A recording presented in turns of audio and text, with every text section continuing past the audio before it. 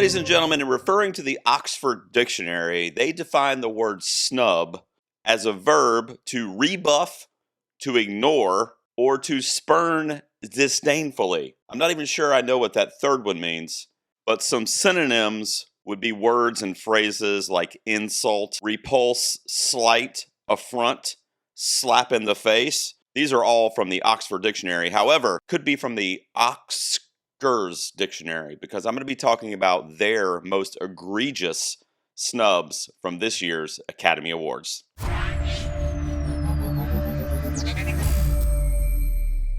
Ladies and gentlemen, welcome back to the garage. Gerald here with you, of course. Now look, you guys hit me in my comments, my YouTube community. You guys are just amazing. I love you so much. You said, stop doing Oscars videos. The Academy Awards were ended almost a month ago.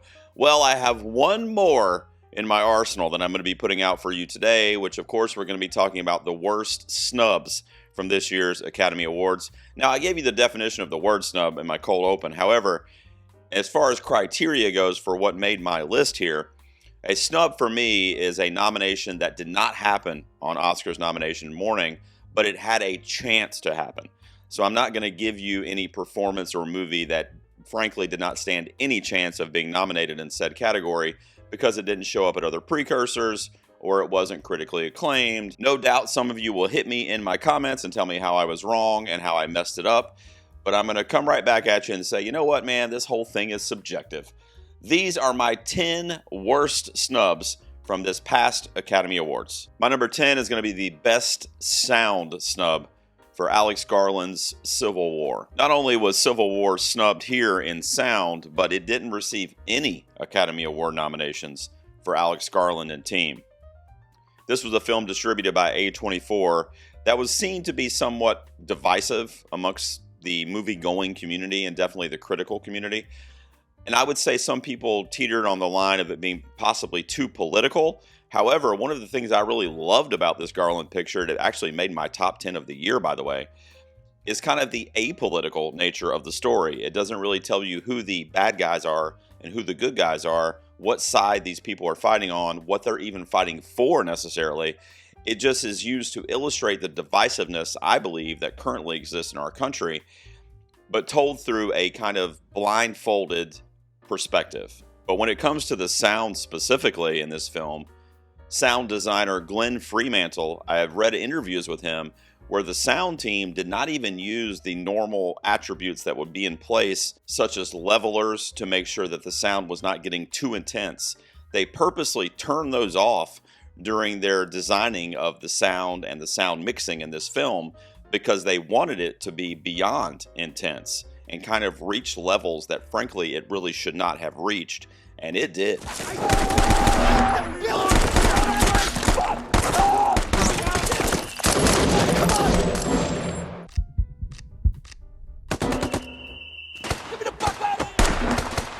The sound design in this film is all-encompassing. It will absolutely suck you in, especially if you were lucky enough to see this thing in the movie theater or even, as I did, in a Dolby cinema. My number 9 is a snub, in my opinion, in documentary feature for a documentary called Will and Harper. Not just from a documentary standpoint, but just from overall in 2024, Will and Harper was one of my favorite films of the year.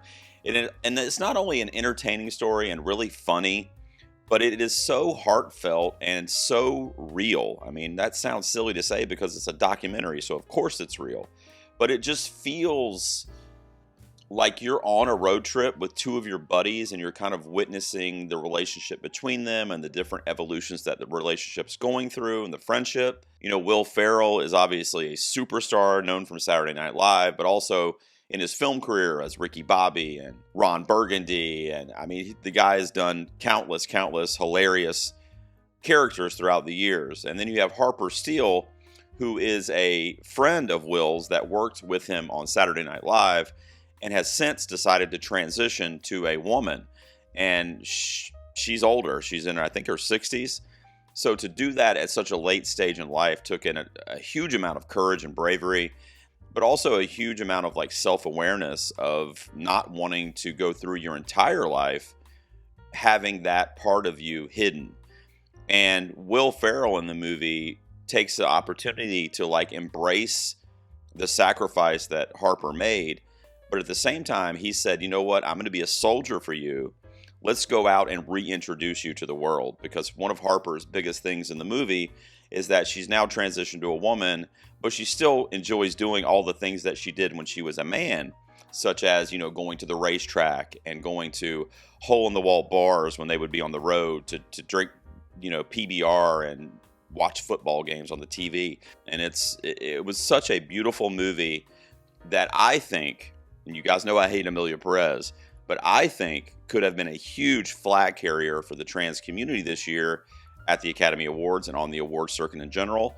Will and Harper did get nominations on the award circuit from various documentary branches, but when it came to the Academy Awards, it did not end up receiving a nomination. My number 8, Hugh Grant from Heretic. Hugh Grant received nominations on the circuit. He got a nomination at the Golden Globes. He also received a BAFTA nomination, which, I mean, Hugh Grant's in a movie. He usually gets a BAFTA nomination, so that's not too surprising.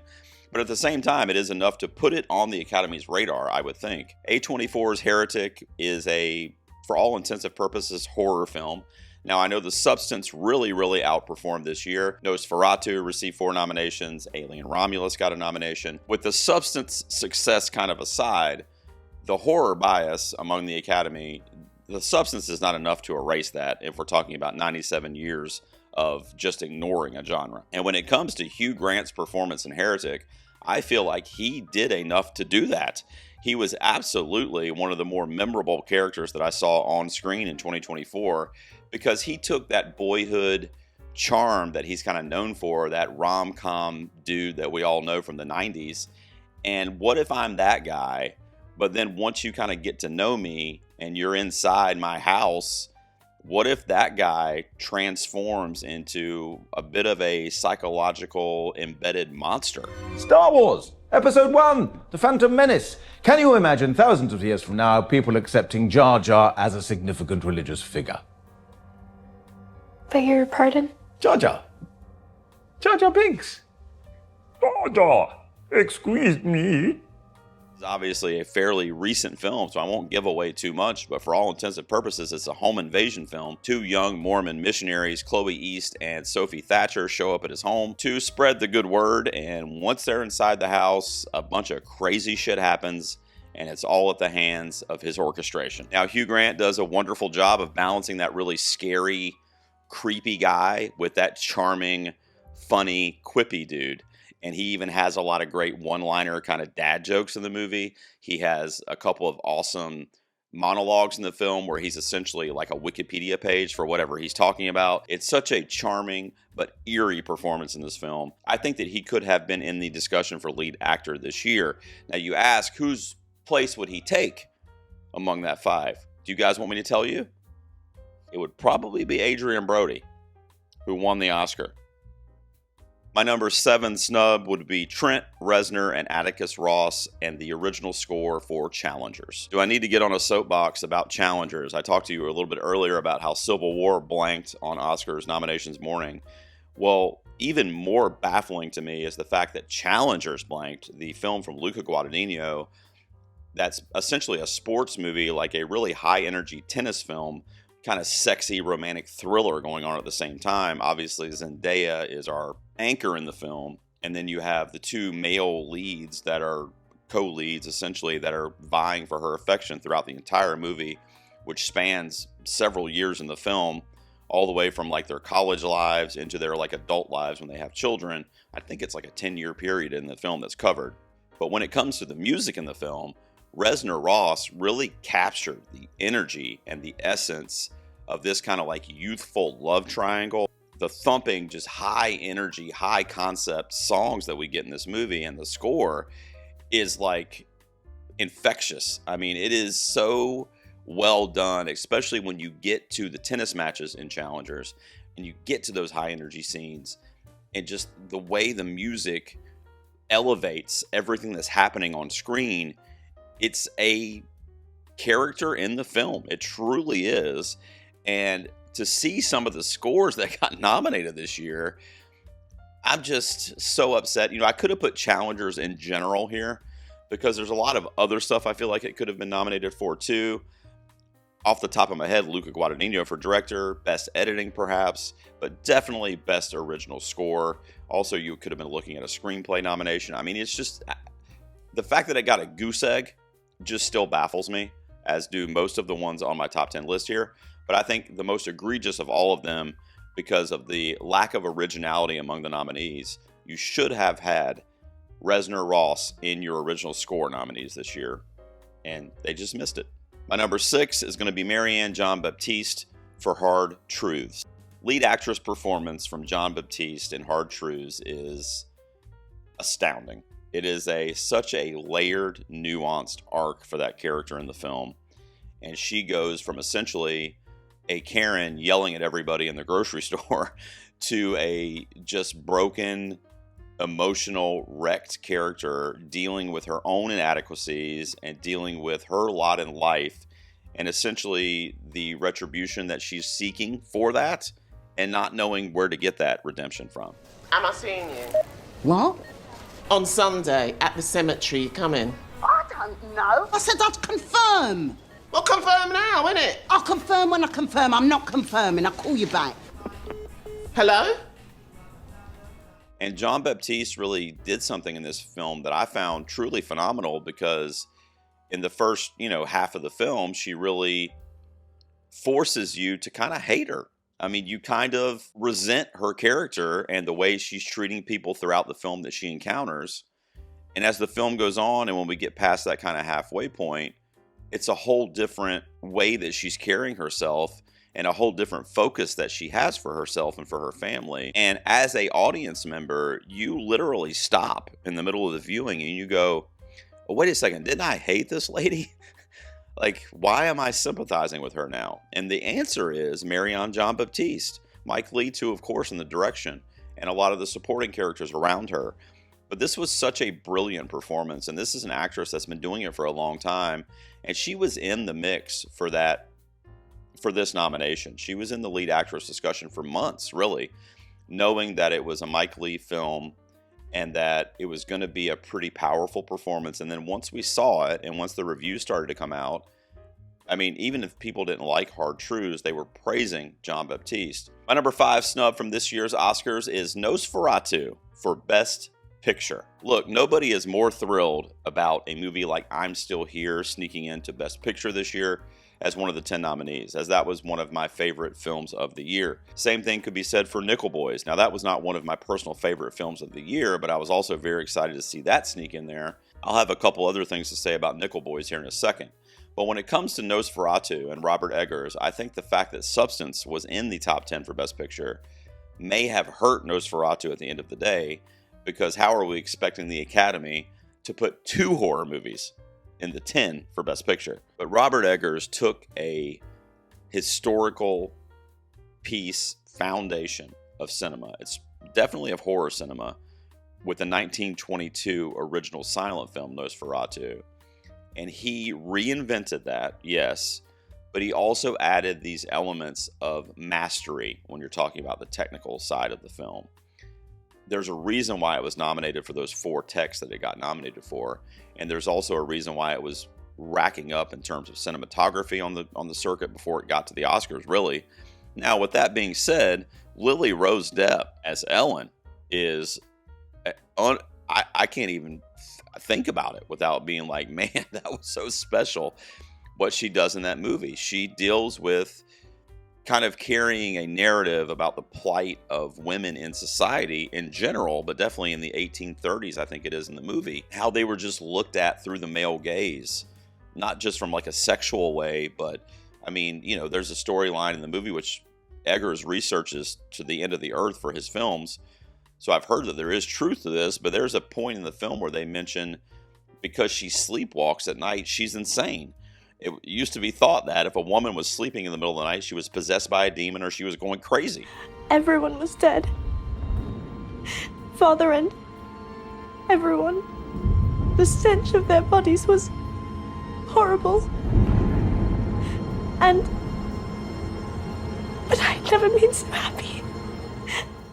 And then Bill Skarsgård, who disappears into the role as Count Orlok. And this is an iconic character. This is a one of the like Fab Five of the horror legends, Universal monsters, etc. I mean, Nosferatu / Dracula, if you want to throw that kind of lore in there as well, is one of the most iconic beings in horror cinema. But he disappears, and you hear that all the time. But this is a performance this year, and of course it wasn't the only one, but it's one of the few performances where you don't see the actor ever. I mean, when he's on camera, when he's talking, when obviously when he's in the shadows, when he's lurking, you do not see Bill Skarsgård. You could not tell me it was Bill Skarsgård.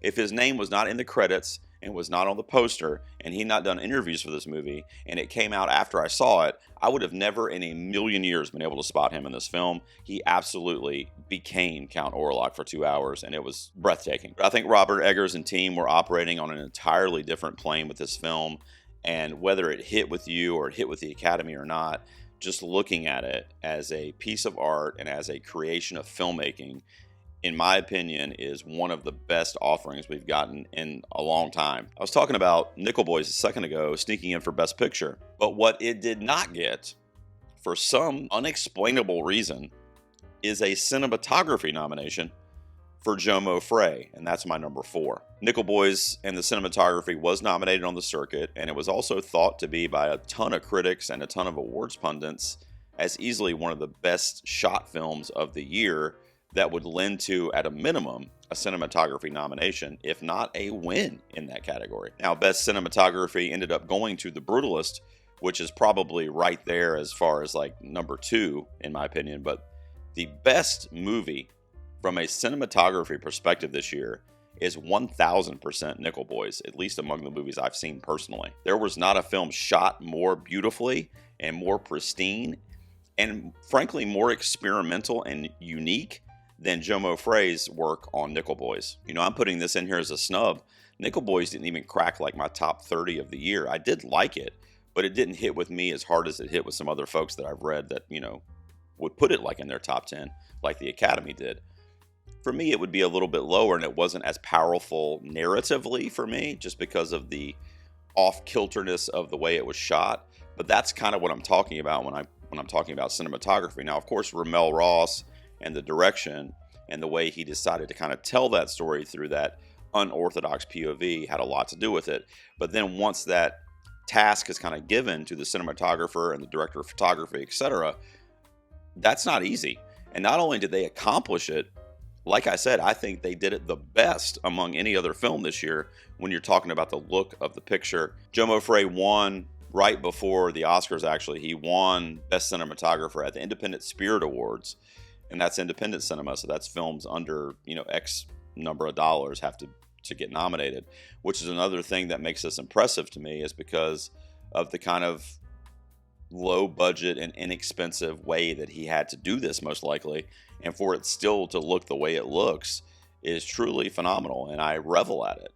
So even though it wasn't one of my favorite movies of the year, I can very easily tell you that it was a snub in cinematography because it's by far one of the best looking films of the year. My number 3, you guys have probably been waiting for this one if you follow my channel, is Clarence Macklin for supporting actor from Sing Sing. Clarence Macklin got snubbed, guys. I'm just going to tell you, I don't know how else to put it to you.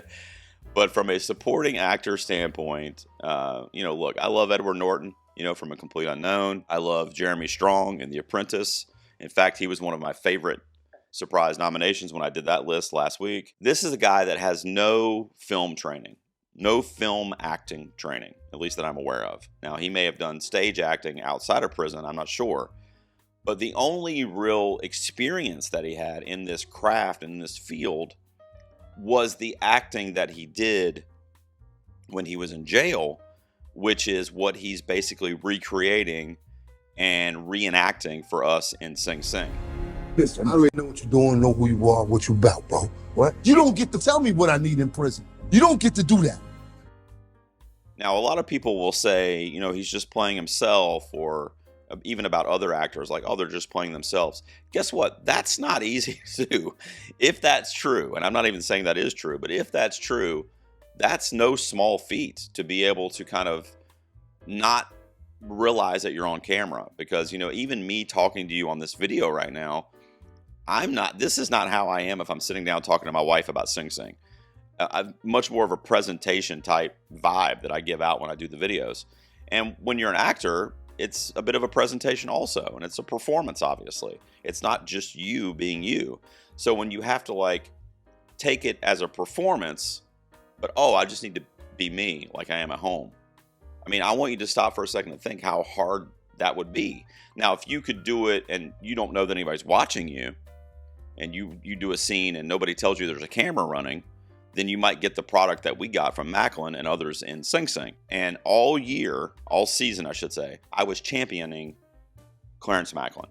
I was like predicting him over and over again to get nominated. I had him at my number 1 actually for supporting actor nominations up until like November-ish, mid-November. And then I started to go, I don't know, he's missing here, he's missing there. Like, why aren't they putting him in? Now, the Academy followed suit.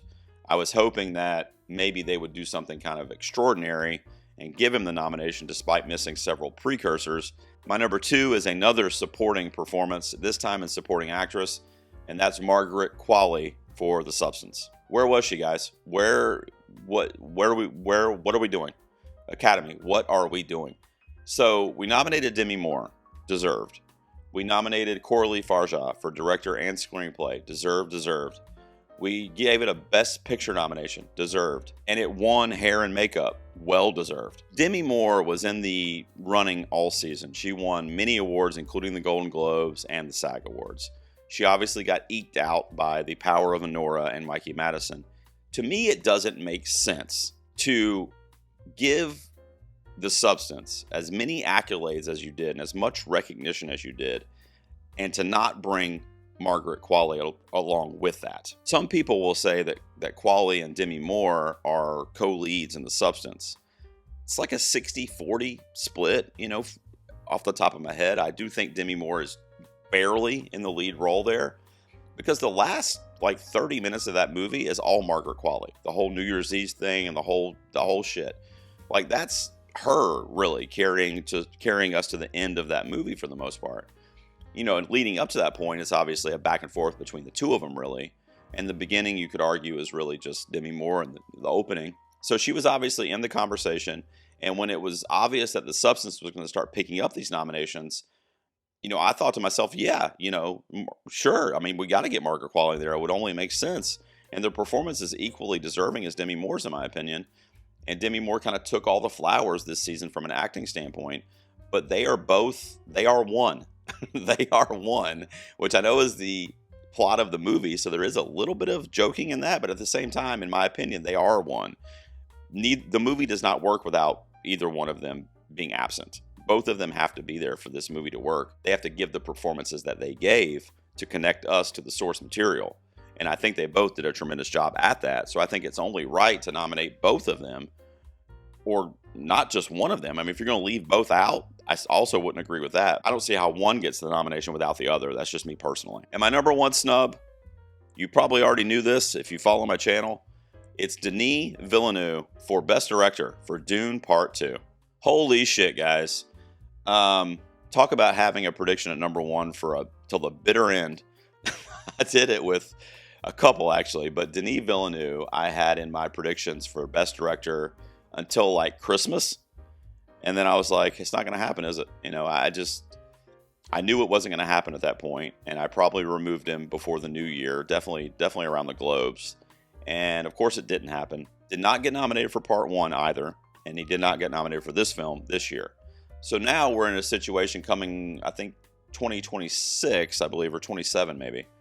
Definitely in the next couple of years, we're going to get the third installment, Dune Messiah. And the Academy, their back is against the wall in terms of honoring Denis Villeneuve for this set of films. First of all, I don't like that, because if the movie is the best, it's the best. If the direction is the best, it doesn't matter if it's Part 1, Part 3, or Part 66. If it's the best movie or the best whatever we're talking about, tech, acting, whatever, then it's the best. So now, does the Academy think that way? No. Social media exists, the internet exists, like, we know there's a Part 3 coming. So that's going to factor into their vote. My point is, I wish it didn't, because if it didn't, we wouldn't have this kind of like do or die situation that we're in now with Dune Messiah, because if Denis does not get nominated for that film, then he didn't get the recognition from the Academy that he massively deserves for his contribution and direction on these films. But I don't like this kind of like ultimatum that the Academy kind of put on themselves now. Because what if Dune Messiah comes out and Denis still does a phenomenal job, but what if there are 5 directors that are just like, holy shit, this is their magnum opus? You know, Spielberg, PTA, Edward Berger, who continues the miss, they're going to nominate him at some point. What if Denis number 6? You know, I mean, so then it's like he misses again because he's not one of the 5 best, or he gets in, but him getting in would then be considered someone else getting snubbed. And the conversation, I can tell you right now, will be, oh, well, they nominated him because this for all of Dune. That's why, you know, X, Y, and Z missed, is because they had to nominate Denis. So now they've put themselves in a box in that way. Whereas if they had just nominated Denis here for Dune Part 2, you know, is Sean Baker still going to win? I mean, probably, because of the strength of Honora in retrospect. But nevertheless, he would have the nomination for Dune already. So you wouldn't have to be like, we have to do this now. I told you already I don't like that mentality anyway. I would rather them just vote and long list and short list based on the best, you know, consensusly among the members. But I'm also a realist, and I know that's not the way the Academy thinks, at least not anymore with, you know, the way the world works now. But what Denis did in the Dune films, I don't even need to tell you. If you've seen them, or even hell, if you've even seen a trailer, you can see the way that he created this world with the spectacle involved and the amount of meticulous detail to not only the world and the aesthetics, whether you're talking about costumes or production design or that fucking score from Hans Zimmer, but the performances that he got out of these actors, that he directed for these actors, and the development of these kind of otherworldly, almost alien characters to a certain extent. And he made them relatable and made us connect to them. And of course, the performances have a lot to do with that as well. But the direction is uncanny, specifically in Dune Part 2. Although I also think it was a snub when he missed for Dune Part 1. I should have known talking about snubs would get me fired up. But there you go, guys. What did you think of this top 10 list for my worst Oscar snubs from this year's Academy Awards? What was your biggest snub that I did not mention? I'll pin a comment down below and leave your biggest snub down there for me just to let me know what I missed. I'm also curious what you think had a chance to get in and just didn't make it for whatever reason. And honestly, this was a year with some really good nominations, the Emilia Perez of it all aside. And honestly, that also kind of pisses me off because, like, at least 11 of those 13 nominations could have gone to some of the people I mentioned here. No more Oscars 2025 content. No more 97th Academy Awards content. I don't think.